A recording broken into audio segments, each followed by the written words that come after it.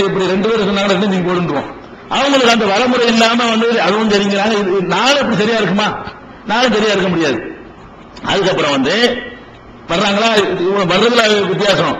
வந்த உடனே சில பேர் என்ன சொல்றாங்கன்னு கேட்டா, இவங்க எல்லாம் வர்றாங்க, ஒரு ஆளோ ரெண்டு ஆளோ மூணு ஆளோ நாலு ஆளோ 10 ஆளோ வர்றாங்க. 4 எப்படி வச்சுக்கிறோம்.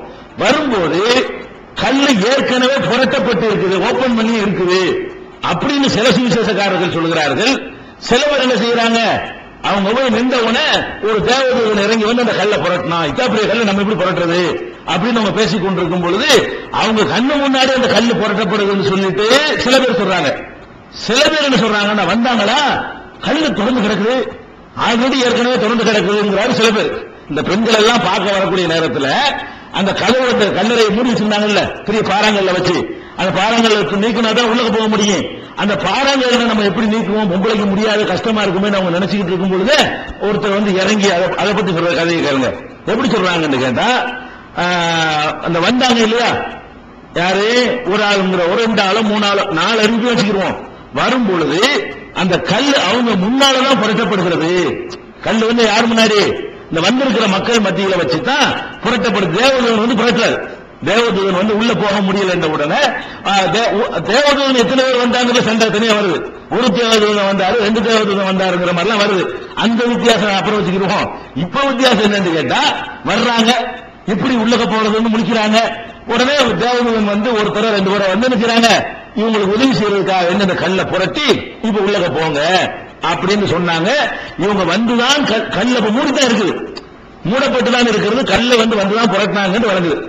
இது யார் சொல்றாருன்னு கேட்டா, வந்தவர்கள் முன்னிலையில் தான் கல்லு புரட்டப்பட்டுச்சுன்னு சொல்லி மத்தேயுல 28:1-3 வரைக்கும் பார்க்கலாம். மத்தேயு என்ன சொல்றாருன்னு கேட்டா 28 அதிகாரத்துல 1-3 வரைக்கும் சொல்றாரு.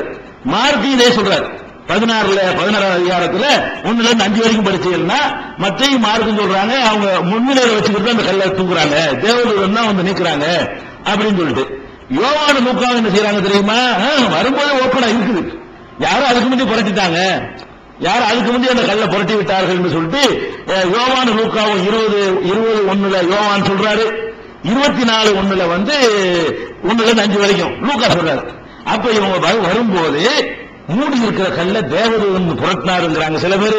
வந்தால் ஏற்கனவே அந்த கல் புரட்டப்பட்டிருப்பதை கண்டு அப்படிதான் ஆரம்பிக்குது. லூக்கா சொல்றாரு, வந்தவர்கள் பார்க்கிறார்கள், ஏற்கனவே அந்த கல் புரட்டப்பட்டதை கண்டு அதிர்ச்சியோடு உள்ள போனாங்களாம். கல்ல புரட்டி அதை தூக்கிட்டு போயிட்டாங்களா பாடியன்னு சொல்லி. அந்த மாதிரி வந்து இப்ப அந்த கல்லு வந்து புரட்டி இருந்துச்சா, அப்ப ஏற்கனவே இன்னும் சொல்ல போன வேடிக்கை தெரியுமா, இதை சொல்லிவிட்டு அவங்களே கவுண்டர் கொடுத்துறாங்க. என்ன கவுண்டரு, அதாவது இந்த சீடர்கள் வந்து பாடியை தூக்கிட்டு போய் வேற இடத்துல அடைக்கிட்டாங்க என்ற கதை இன்றைக்கு யூதர்களிடத்திலே நிலவுகிறது. யூதர்கள் அப்படி ஒரு கதையை சொல்லிக் கொண்டிருக்கிறார்கள். அப்ப ஏற்கனவே புரட்டப்பட்டுச்சுன்னு சொன்னா பாடியை யாரும் அப்புறப்படுத்திருக்கிறாங்க அப்படிங்கிறதை அவங்களே ஒத்துக்கிறாங்க, யூதர்கள் சொல்றாங்க. அந்த தொடர்ச்சியில வரும். அதுக்கப்புறம் வந்து இந்த கல்லு வந்து அவங்க முன்னால புரட்டப்படுதா ஏற்கனவே புரட்டப்பட்டு, 2 வித்தியாசம் இருக்கு. ஏற்கனவே புரட்டப்பட்டுருச்சுன்னு சொன்னா அதுக்கு முந்தைய யாரும் பார்த்திருக்காங்கன்னு அர்த்தம். 2 சாதாரண மேட்டர் கிடையாது. முன்னாடி புரட்டப்படுதுன்னா ஃப்ரெஷ், உள்ள போய் பார்த்தா பாடி இல்லைன்னு ஆச்சரியப்படலாம். ஏற்கனவே புரட்டப்பட்டுருச்சுன்னு சொன்னா பாடி இல்லைன்னு ஆச்சரியம் கிடையாது. ஏற்கனவே புரட்டிருக்கல, புரட்டினா தூக்கி வச்சு வச்சிருப்பான், எங்க கடத்திட்டு போயிருப்பான். அப்ப ஏற்கனவே தான் புரட்டி இருக்க கல்லு அப்படிங்கிற கருத்து வரும். 2க்கு ஏற்கமாறான கருத்து தருது. அதுக்கடுத்து வந்து இந்த கல்ல புரட்டுறதுக்கு வந்தது எத்தனை தேவர்னு சொன்னா, ஒரு தேவதூதன் வந்து அது மாதிரி வந்தார்னு சொல்லி மத்தேயுல 28:1-5 சொல்றாரு. மார்க்ல 16-1-5 வரைக்கும் படிச்சீங்கன்னா ஒரு தேவதூதன் தான் அங்க வந்தது. அந்த கல்லறையில வந்தது எத்தனை பேரு, ஒரு தேவதூதன் அப்படின்னு இருக்கு. 2 தேவதூதர்கள் வந்தாங்க. அவங்க தான் சொல்றாங்க இவங்கள்ட்ட, நீங்க யாரை தேடுங்க, இயேசுவையா தேடுகிறீர்கள், உயிரோடு உள்ளவரை மரித்தோர் இடத்துல வந்து தேடலாமா அப்படின்னு கேட்டாங்களாம். அவர் உசுரோடு இருக்கிற வந்து நீங்க இறந்து போன ஆளுகளை வச்சுக்கிற இடத்துல வந்து தேடுவது என்ன அவங்க கேட்டாங்களா. அந்த தேவதூதர்கள் அங்க இருந்து கொண்டு இந்த பார்க்க போன பொம்பளைங்கள்ட்ட கேட்கறாங்களா, எப்படி உயிரோடு இருப்பவரை மரித்தோர் இடத்திலே தேடுவது என்ன, அவர் என்ன உயிரோடு இருக்கிற ஆளை கொண்டா நீங்க வந்து கபர்ஸ்தான்ல தேடிட்டு இருக்கீங்களா அப்படின்னு அந்த தேவதூதர்கள் கேட்டாங்களாம். அப்படி கேட்ட தேவதூதர்கள் எத்தனை பேர் கேட்டீங்கன்னா, ஒரு ஆள் தான் என்று சொல்லுகிறாரு மத்தேயு மார்க்கும்.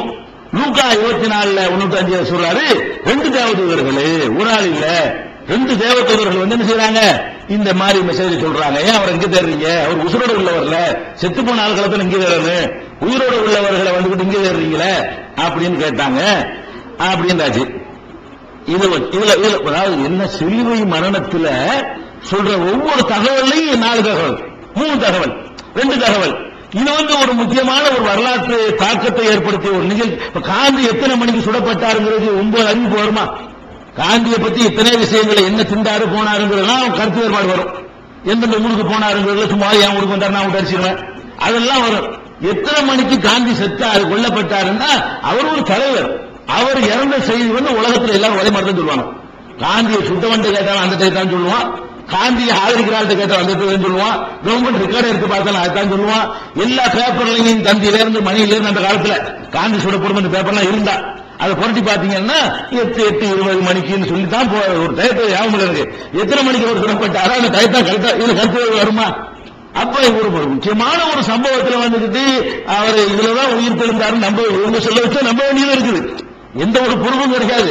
இவர்கள் சொல்ல வச்சுக்கிட்டா இறந்தாருங்கிறது நம்ப வேண்டி இருக்குது. உள்ள கொண்டு வச்சதை நம்ப வேண்டி இருக்கிறது. திருப்பி காணா போனாங்கிறது நம்ப வேண்டி இருக்கிறது. மறுபடியும் உயிர் தெளிந்தாருங்கிறது நம்புறது. டாக்டர் சொல்ல வச்சுதான் நம்ப வேண்டி இருக்கிறது. இந்த ஆளுகளை முரண்பட்டு அப்படி நம்புறது. முதல்ல இவங்க நம்பகமானவர்களான்னு 2வது விஷயம் கரெக்டாக வச்சுக்கிறோம்.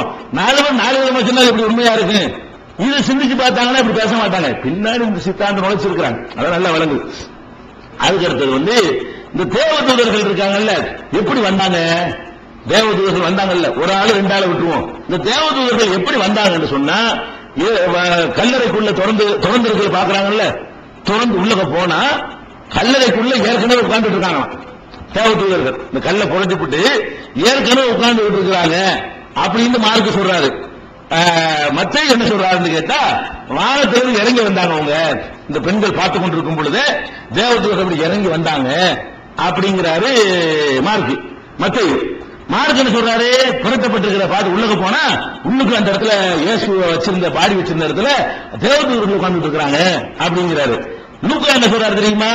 இறங்கி வந்ததெல்லாம் பார்க்கல. இப்படி முழிச்சுக்கிட்டு இருக்கும் பொழுது துணியில நிக்கிறாங்களா பின்னாடி தேவதூதர்கள் நிக்கிறாங்க அப்படின்னு சொல்லி பின்னாடி வந்துருந்தாங்கன்னு சொல்றாரு. யாரு அவங்க? இவங்க பார்க்கல. இவங்க பார்க்கும்போது இறங்குனாங்களா, பார்க்காதபடி பேக் சைட்ல வந்தாங்களா, அல்ல ஏற்கனவே ஆல்ரெடி போய் உட்கார்ந்து இருந்தாங்களா? இதுல கருத்து வேறுபாடு. யாரு ஏற்கனவே கல்லறைக்குள்ள தூதர்கள் உட்கார்ந்து இருந்தாங்க மார்க்ல 16:5 சொல்றாரு. வானத்திலிருந்து இவங்க கண்ணு முன்னாடி இறங்குனதாக மத்தேயு 28:95 சொல்றாரு. லூக்கா என்ன செய்யறாருன்னு கேட்டா திரும்பி பின்னாடி 2 பேர் நிக்கிறாங்க தேவதூதர்கள் அப்படின்னு சொல்லிட்டு அவர் 24:5 சொல்றாரு. யாரு?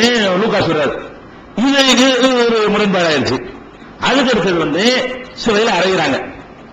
ஒரு மனிதன் கடைசியா ரசூல் ஸல்லல்லாஹு அலைஹி வஸல்லம் கடைசி வார்த்தை என்னன்னு கேட்டா எல்லாரும் ஒரே மாதிரி சொல்லுவாங்க. மரணிக்கும் போது நபி ஸல்லல்லாஹு அலைஹி வஸல்லம் வாயிலிருந்து வந்த கடைசி வார்த்தை என்ன? ரஃபீக்குல் அலா. இதுதான் ரசூலுல்லாஹ் சொன்னாங்க. எல்லாரும் ஒரே மாதிரி, ஒருத்தர் கூட மாத்திக்கிட்டு வேற மாதிரி சொன்னாங்க சொல்லல. ஏன்னா கடைசி வார்த்தை என்பது முக்கியமான தலைவர்களுடைய கடைசி வார்த்தை உன்னிப்பா கவனிக்கப்படும். கடைசி ஆக்ஷன்ல செத்தாதான் கவனிக்க முடியாது. இந்த மாதிரி அறிவித்து விட்டு அது இந்த மாதிரி கொல்லப்படுற தண்டனை நிறைவேற்றப்படும் பொழுது இன்னும் உன்னிப்பாக கவனிக்கப்பட வேண்டிய ஒரு சம்பவம். அப்ப கடைசியாக அவர் என்ன சொன்னாருங்கும் பொழுது 3 பேர் என்ன சொல்றாங்க தெரியுமா? அதாவது லூக்கா மட்டும் சொல்றாரு. என்ன சொல்றாருன்னு கேட்டா, தேவனே என் ஆவியை என்ன உயிரை நான் உன்னிடத்தில் ஒப்பு வைக்கிறேன். அவர் ரொம்ப மகிழ்ச்சியோட அது ரொம்ப சந்தோஷமா உயிரை கொடுக்க ரெடி ஆகுறாருன்னு சொல்லி லூக்கா சொல்றாரு. அதனால லூக்காவுடைய மட்டும் இவங்க வேற லாங்குவேஜ்ல மொழிபெயர்த்து போடுவாங்க. லூக்கா இதுக்கு மட்டும் எக்ஸ்ட்ரா முக்கியத்துவம் கொடுப்பாங்க. ஏன்னு கேட்டா லூக்கா மட்டும்தான் மனமோந்து பலியானார்னு சொல்றாரு. லூக்கா என்ன சொல்றாருன்னு கேட்டா பலியாகக்கூடிய நேரத்தில் கடைசி அவர் என்ன வார்த்தை சொல்றாரான்னு சொல்லிட்டு கேட்டா, என் ஆவியை ஒப்புவிக்கிறேன் என்று கடைசியாக கூறினார். தேவனே என்னுடைய ஆவியை உன்னிடத்தில் ஒப்புவிக்கிறேன் என்று அதுக்கு பயப்படவே இல்லையா? இந்த சிலுவையில் அறைகிறத பத்தி அதை பத்தி கொஞ்சம் கூட சலனப்படாம கொஞ்சம் கூட கவலைப்படாம ரொம்ப இறைவனே கடவுளே என்னுடைய உயிரை நான் என்னுடைய ஆவியை உன்னிடத்தில் ஒப்புவிக்கிறேன் அப்படின்னு கடைசியா சொன்னாரு. யாரு? இயேசு சொன்னார்னு சொல்லி லூக்கா 20:15 சொல்றாரு. மத்தேயு மார்க்ல என்ன சொல்றாங்கன்னு கேட்டா சிலுவையில் அரைஞ்சவன கத்துறான கடைசி வார்த்தை ஏலி ஏலி லாமா சபக்தானிங்கிறாரு. அந்த லாங்குவேஜ் அந்த பாஷையில எபிரேயு பாஷையில உள்ள வார்த்தை இது. ஏலி ஏலி லாமா சபக்தானிங்கிறது எபிரேயு மொழி. அதுக்கு அர்த்தமும் உங்களை போட்டிருப்பாங்க. இந்த சொல்ல போட்டுட்டு என் தேவனே ஏன் என்னை கைவிட்டீர் என்று அர்த்தமாம் அப்படின்னு போட்டிருப்பாங்க. என் இறைவனே 2 தடவை ஏழுங்கிறார்ல, என் இறைவனே லிமா சபக்தானின்னா ஏன் என்னை கைவிட்டீர்னு அர்த்தமா அப்படின்னு நம்ம சொல்லல. அதிலே போட்டுருக்காங்க.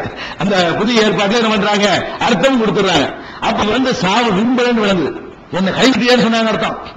என் தேவை என்னை கைவிட்டுட்டு இந்த மாதிரி காப்பாத்தாம கையை பிடிச்சு கொடுத்து என்னை கைவிட்டுட்டேங்கிறாரு.